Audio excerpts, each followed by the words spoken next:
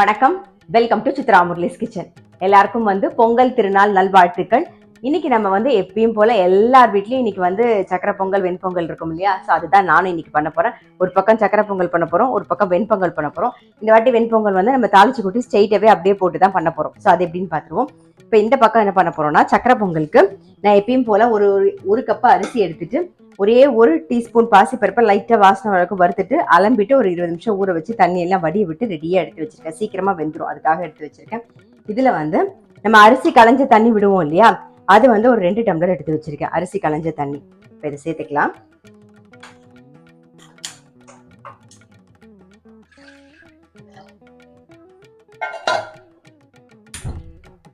ஒரு கப்புக்கு ஒரு 4 கப்பு தண்ணி விடலாம் இல்லையா? ஸோ அதனால நான் 2 கப்பு அரிசி களைஞ்ச தண்ணி விட்டுருக்கேன். ஒரு 2 கப்பா பால் சேர்த்துக்க போறேன். பால் சேர்த்துடலாம். இதை நல்லா கொதிச்சு பொங்கி வரணும். இந்த பக்கம் எண்ணெயும் நெய்யுமா விட்டுருக்கேன். ஸோ அது காஞ்சிடுது நல்லா. நம்ம என்ன பண்ண போறோம்னா, மிளகு, சீரகம்,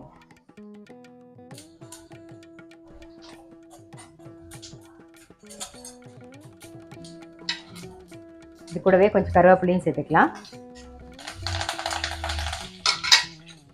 பெருங்காய பொடி, கட்டி பெருங்காயம் இருந்தால் கட்டி பெருங்காயமும் நீங்கள் சேர்த்துக்கலாம். நான் இன்னைக்கு பெருங்காய பொடி சேர்க்குறேன். இதில் இஞ்சி, ஒரு கப் அரிசி எடுத்துருக்கோமா, ஒரு 5 கப்பு தண்ணி.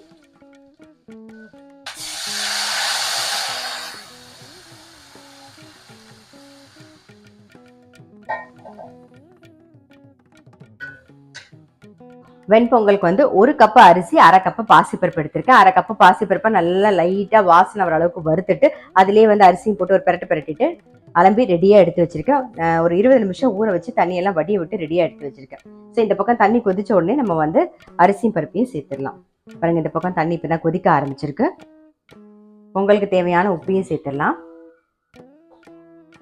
தண்ணி நல்லா தளன்னு கொதிச்செடுத்து இப்போ அரிசியும் பருப்பையும் சேர்த்துடலாம்.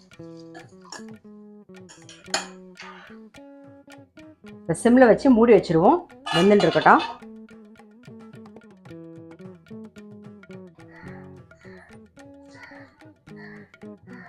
பொங்கலோ பொங்கல், பொங்கலோ பொங்கல், பொங்கலோ பொங்கல்.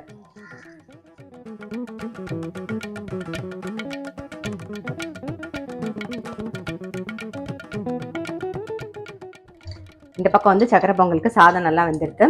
ஒரு கப்புக்கு நான் ஒரு 2லேருந்து 2.5 கப்பு வரைக்கும் வெல்லம் எடுத்துக்கலாம். நான் 2.5 கப்பு வெல்லம் எடுத்து கரையை விட்டு ரெடியாக எடுத்து வச்சுருக்கேன். இப்போ அதை சேர்த்துக்கிறேன்.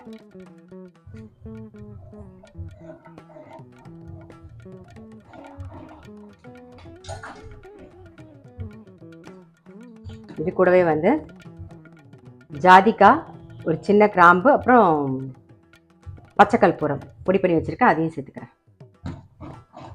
ஏலக்காய் பொடியும் சேர்த்துக்கலாம்.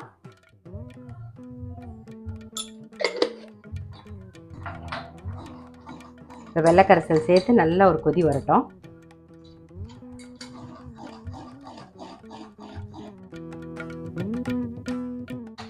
இந்த பக்கம் வெண்பொங்கல் ரெடி. அதுக்கு முந்திரி பருப்பை வறுத்து சேர்த்துடலாம் நாம.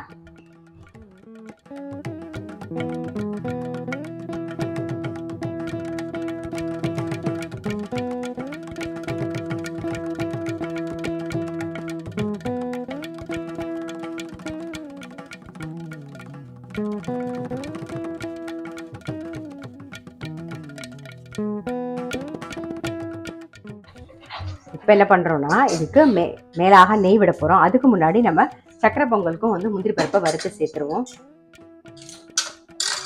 எல்லாத்துக்குமே அப்புறம் தான் மேலாக நெய் விட போகிறேன். இப்போ சும்மா ஒரு ஸ்பூன் முந்திரி பருப்பை வறுபடுறதுக்கு மட்டும்தான் சேர்க்குறேன்.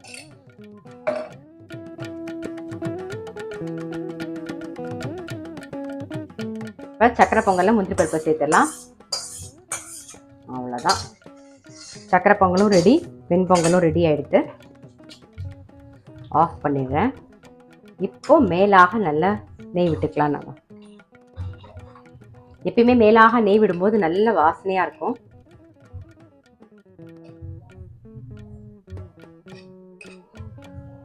வெண்பொங்கலுக்கும் நெய் விட்டுருவோம்.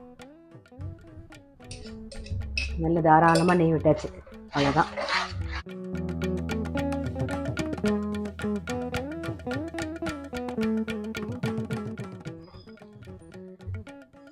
நம்மளுடைய சக்கரை பொங்கல் வெண்பொங்கல் ரெடி. திரும்பவும் எல்லாருக்குமே வந்து பொங்கல் திருநாள் நல்வாழ்த்துக்கள். எல்லாரும் ட்ரை பண்ணி பாருங்க. எப்பயுமே சொல்ற மாதிரி இந்த தை மாசம், பிறக்கிற தை மாசம் எல்லாருக்குமே வந்து நல்லபடியா இருக்கும், நல்லா நடக்கும். ரொம்ப ஹாப்பியா சந்தோஷமா கொண்டாடுங்க. எதை பத்தியுமே கவலைப்படாதீங்க, யாரை பத்தியுமே யோசிக்காதீங்க. உங்களுக்கு என்ன தோணுதோ அதை பண்ணுங்க. கண்டிப்பா வந்து வாழ்க்கையில ஜெயிப்பீங்க. நான் அடுத்த வீடியோல சந்திக்கிறேன்.